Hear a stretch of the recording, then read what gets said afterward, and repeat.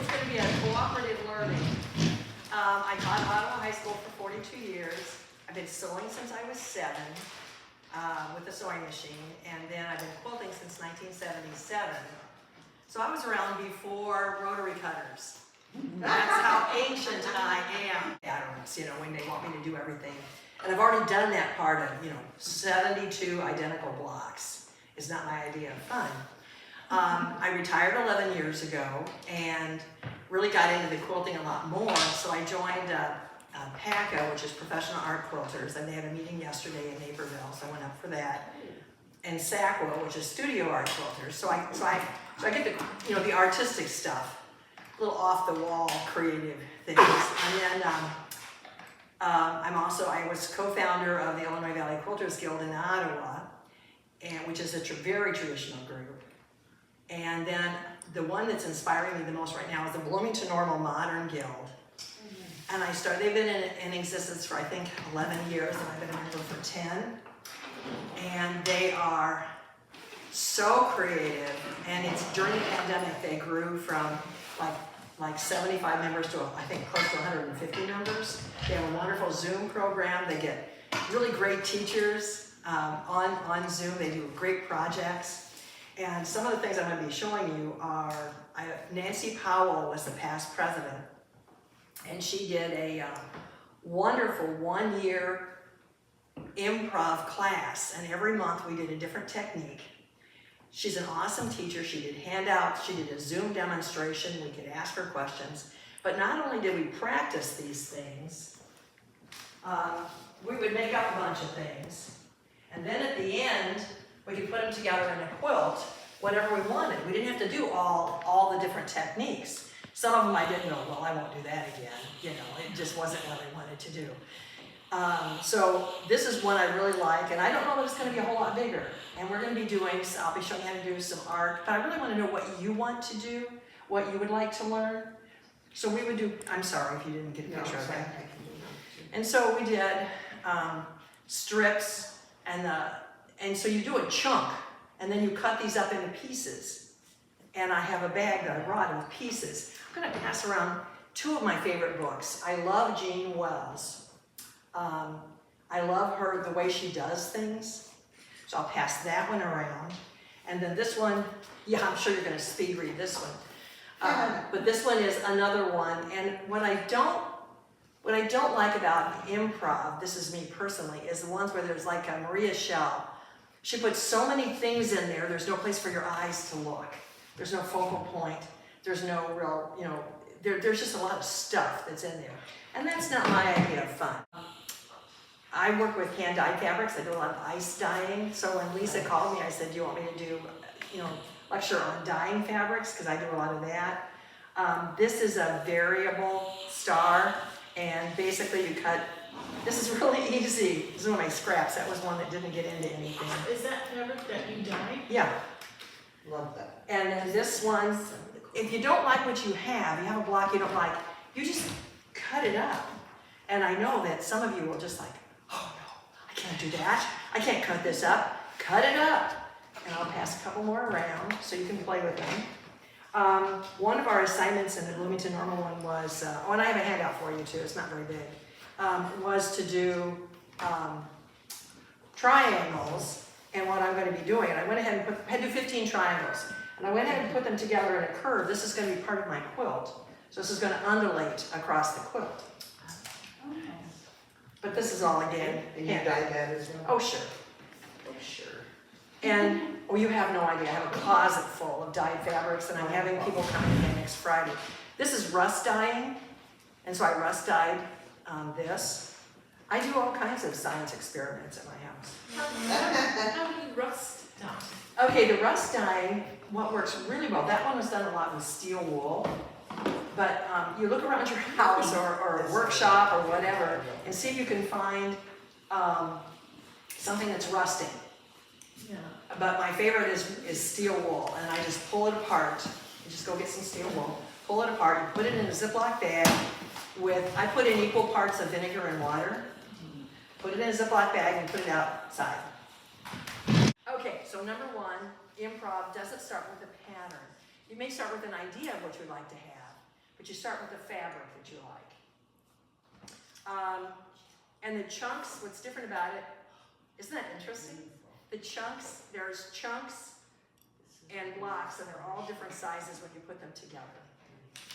And that's sometimes a stretch, so you really need a design board. So anyway, you do a chunk, and you put it on the design wall, and then you go do something else, or pick up another piece or block, and you put it up there, and you decide where it needs to go in relation to the first one. And that's what you do. And I did, in the 1990s, I did color wash with squares. Okay, and you would do the same thing with that. You put them on the design wall, you walk away, then you come back and you look at it. Do you like the color flow that you have? I love ombre fabrics where the colors change. I dye a lot of those and I buy a lot of those. And the big thing is that basically you cut without rulers, because even if you're cutting pretty straight, even small little lines don't show up all that much. I mean, you can see that they're not straight. And sometimes when everything is so straight and so perfect, if something is off, it really shrieks, Yes. you know, because it's not that. So improv is much more relaxing. So if you find you get uptight when you're quilting and piecing and designing, that sometimes improv might be the way to go.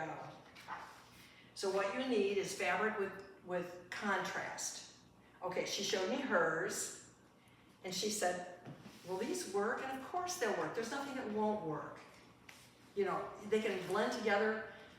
If you want to try this and you're not sure what you want to do colors that blend together and then make that as a background for something else and applique something on it. But what makes this one improv is she takes the striped fabrics that she sewed. She did big pieces, and she just made very narrow seams, and then she sliced them narrow and inserted them. So those are all pieced on the inside. Okay, and then Nancy also did a class, a workshop at one of our meetings, and what we did was we took an 8.5 by 11 piece of paper and we drew on it, I think 4 lines, and we all brought solid colored fabrics, fat quarters, and we stacked them up, and then we laid our 8.5 and 11 fabric on top, and then we cut on the lines, and then we swapped them back and forth. And so you ended up with 4 squares, 4 rectangles, and then you sew them back together again. Right. The first example that we did, okay, here's one that's all hand dyed. There's just so much to look at. Like, And I did these in, nothing was cut by a ruler until I put them together. I wanted to do something with just the dyed fabrics. And so this is, again, more traditional because basically they were pretty much the squares. I'll show you from the back side, but I put one more strip on one side so they were offset. I don't know about you, but sometimes making point corners come together and match perfectly with different fabrics is a real pain. And even if I pin it, my machines decide that they don't want to go over it easily. So there are ways to make it look interesting without having all those intersections come together at one point. And the first one that I did, so I did orange and purple, and there's some purple satin in here. And this was the leftover pieces, the quilt that I really did after the 1 year class was a little bigger and it's on tour. This one was, I won blocks and I sliced them apart. Can you see that I sliced them apart? Yeah. And inserted white. I think I put white in there. But they were blocks, white and the black and white stripe. And this is my current favorite. I really love doing the curves. And so I made this all out of hand-dyed fabrics. Oh, that's beautiful. So And this is all leaves. Okay. I'm gonna do a series of these. And so this one is summer or fall. Can you see the orange effect? Mm-hmm. And so this is all hand-dyed fabrics.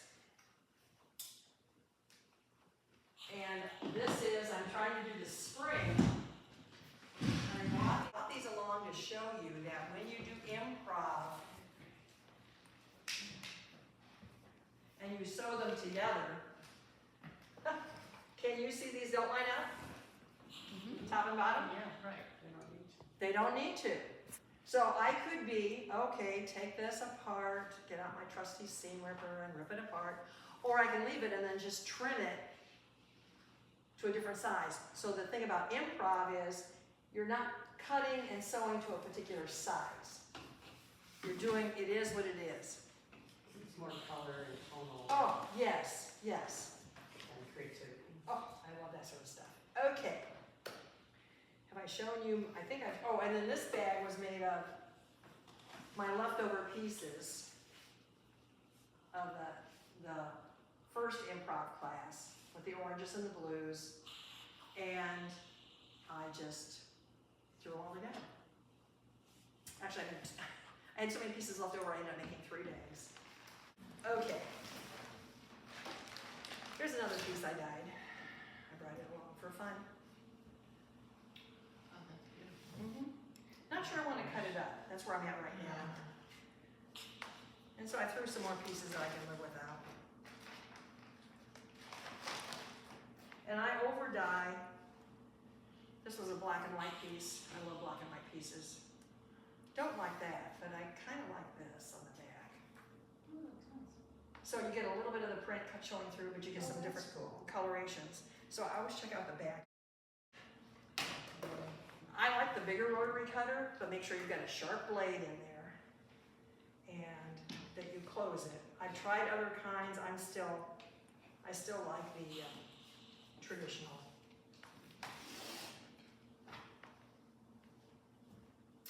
Okay. So this gets tricky. You can actually use the lines on your board to try and do straight lines. So the first thing she has you do, which made a lot of sense just to practice, learn how to do this, is, and I usually don't do more than like 12, 14 inches. Just try to cut straight at a time. Put it on your board and try to cut straight. And the answer is you can get straight-ish. You probably won't get straight, but you'll get straight-ish. And then when you sew these together, there's little tiny variations that the eye will see, which is really fun. And you want that. And you want that. So you can do this and you can just practice.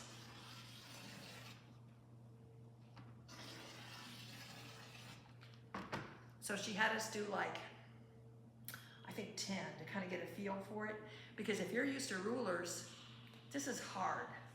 This, you know, you go, I can't do this. And you can see, if you look right here, I did a pretty good job of being really close to that line. That's a little practice. Okay, so that's straight strips. And if you want to do curves, now some of you have done gentle curves. Okay, if you're going to do gentle curves, I have another piece out here. What you're going to do, oh, that's interesting. Oh, there's some sparkle fabric on that side. We'll go this way. If you want to do a gentle curve, and I want to sew these two fabrics together, you put them both right side up, and you overlap them. And I'm going to overlap them about an inch or so. Okay? And I'm going to cut them both at the same time. When you start doing this, you want to sew, you want to cut maybe a straight in, maybe a half an inch to an inch. And then you just do some.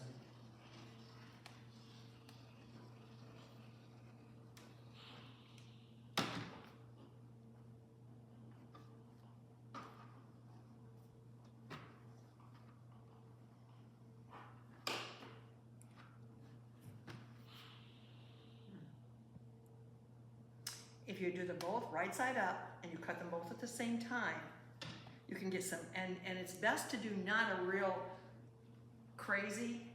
Does anybody have their machine already threaded and ready to go? I do. Can I use yours? Mm-hmm. Okay.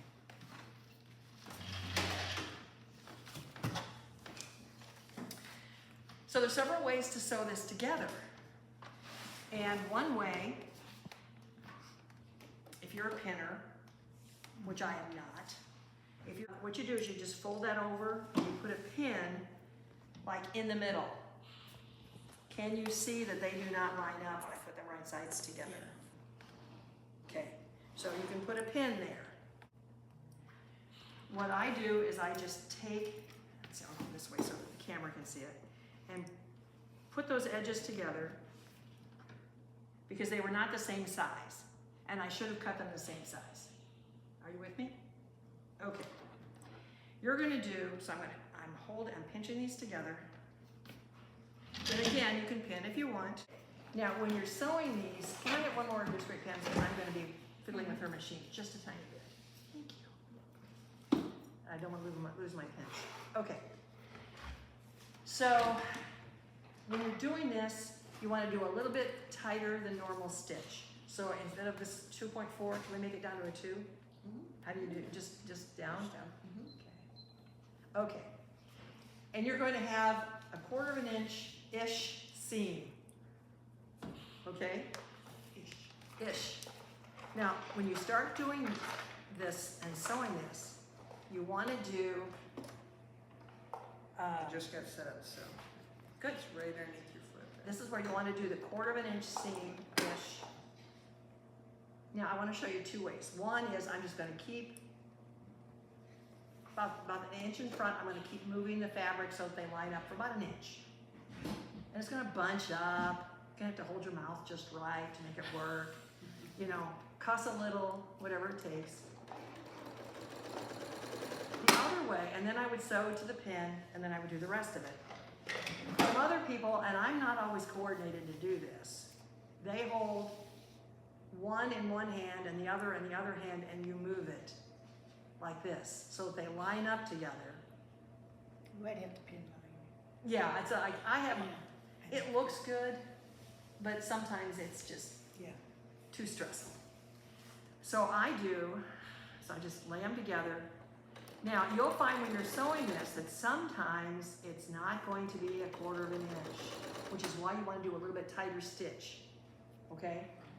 So if you cut it, you don't know what you're going to do with this for the most part. You might cut it, and in that case, it might come apart.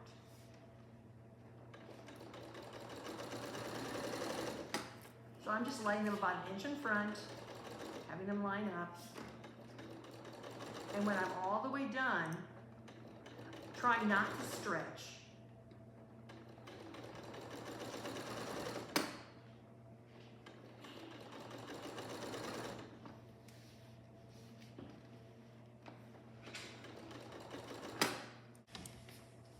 And you press it to one side or the other. And it will lay flat. Or you iron it to submission. One of the two. Okay? I mean, that's how easy that is to do. It's really easy. Okay. How to do these. And it's just what I just showed you, so let me get a... So again, it's gonna be, I'm gonna cut myself 2 chunks of fabric. There's a lot of fabric waste. So if you're one that says, when it says, 2 5/8 yards and you buy 2 5/8 yards, you might be unhappy.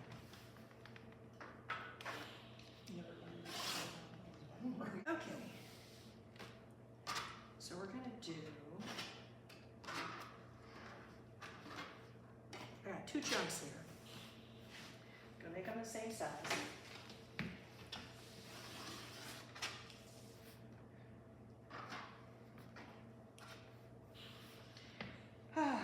Okay, so this time, I got a big chunk of it underneath it here. And I'm going to cut straight, and then I'm going to cut out. And I'm going to cut straight. And then, okay, I'm going to screw this up because I haven't done this in a while.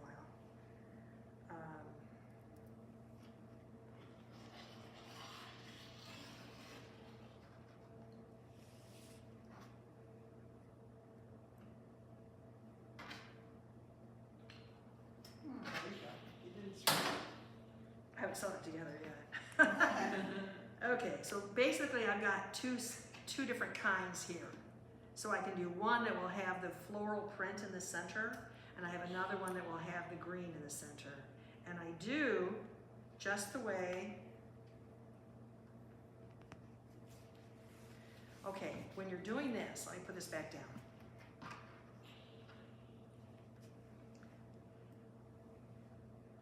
Okay, when you're doing this, it's easiest if you have the concave on top, because it's going to stretch and give a little bit more than the fat one when you have to kind of like sort of tuck it inside. So I'm going to go this way. And again, I'm going to. Now you notice they're not the same size. This green is my background, and the background is bigger. Okay? So I'm going to go back here. Thank you, by the way, for making me so I didn't have to bring my sewing machine. I had 8 sewing machines. I have been giving them away to my grandson's girlfriends who all want to learn how to sew. So I'm down to 4, and then I bought 2 more. Of course. Oh, thank you. And again, can you see that these are not necessarily lining up exactly? And that's okay. But what you don't want is, I'm starting to get a little pleat right here. You don't want that. So if it starts to do that, and you try not to stretch it, I'm going to lift the foot. Kind of move it around just a little bit. There we go. And sometimes by not making the 2 edges of the fabric go together perfectly, it will sew smooth without a tuck.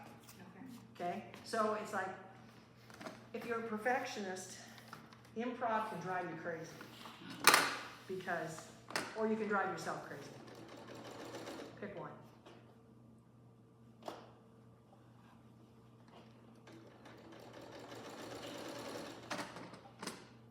Go kind of slow where you have a lot of curve going on. I'm getting a little narrow here.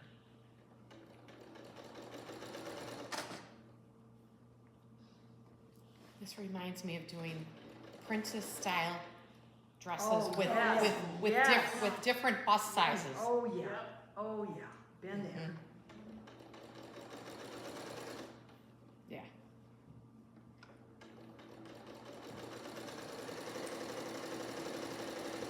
Okay, cut, lift, okay. Mhm. Like that. Okay, Now, would you press it towards the? press it whichever way it wants to go. Because you know, some fabrics have a mind of their own. I want to go this way, don't make me go that way. Press it the way it wants to go. Okay, doesn't really matter. But now here's the tricky part. I want you all to come up and see this. Because this they don't tell you.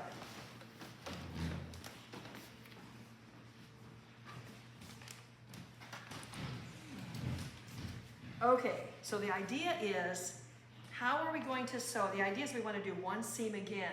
But you see we got these little tails sticking out over here and up here. So we press this really well, and then you cut this off. Oh, yeah. Oh. Do I need to cut that off a little more?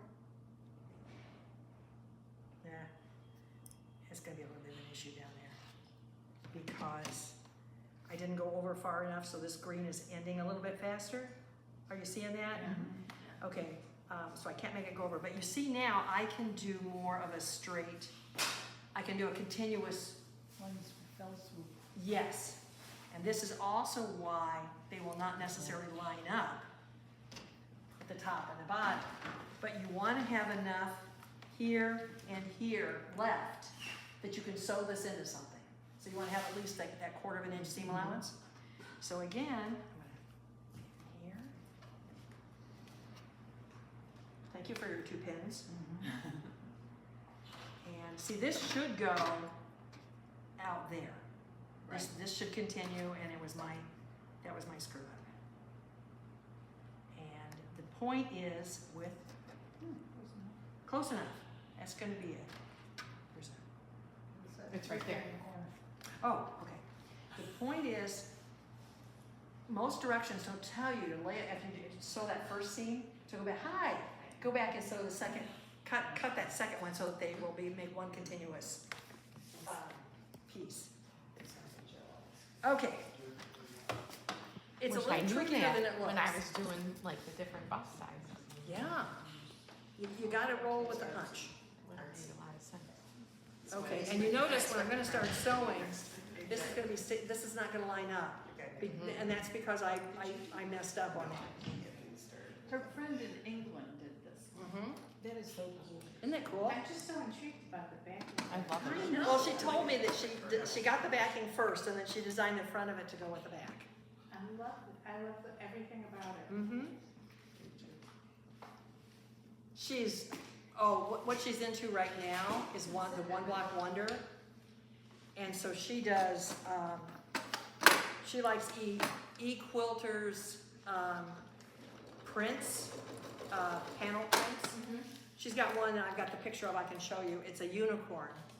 So she orders 7 panels, and she keeps one panel with for the center, and then the rest of them she layers them up and cuts them into the triangles, and then sews them into the hexagons to go around the one that she's got. I did It's one so of neat. those, and I did one with fall fabrics and hated that. They're really, I don't know what made me choose it, but it turned out really pretty, and I have peacock panels. Oh, You know, I've had it probably 10 years.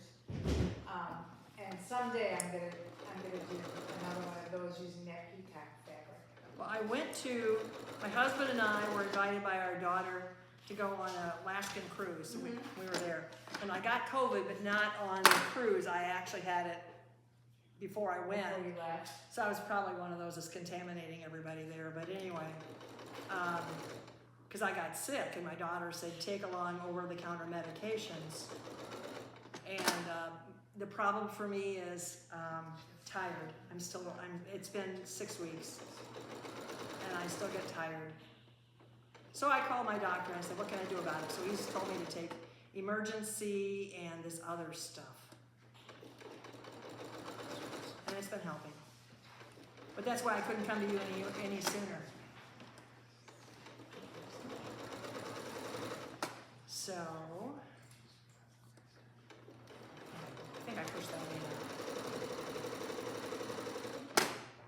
in. Okay, cut the thread, foot. Yeah. Well, that worked out nicely. Oh, Okay? But you see how the top and the bottom don't line up, but you can square it. but you can square it. Or I can do another curve and sew another one onto the next one. I like doing them with straight edges, and then it's easier for me to sew one to another one, which is. So my plan, long range, is I want to do a series of these. So that I did the fall one, and this is gonna be a spring, and then I want to do one that's winter, and it's going to be, you see up at the top how I did branches? It's the same technique, only they were skinnier. Do you see that? And I can tell you, if you want to know how to make an insert, do you see how this ends? That's real easy. I just took brown fabric and I sewed a piece of blue to it, my sky fabric. And so that's what went underneath of that. Okay, that made no sense to you, did it? It's the same technique of what I just did right here, except I'm getting them close together. And I did them going the same direction. So what I'm gonna do for my winter one is I'm gonna do a sky, kind of a gray sky, and it's gonna be lots of these branches. And then I wanna do some 3D snow and, stuff, so it looks real wintry. So I'll have all 4 seasons. That's my plan. We'll see. Okay, let's give it a try. You want my phone number? I can give you that. Okay, it's 815-481-4819. So feel free to text me, or if you have any questions or something, you show me what you're working on, which is always inspiring.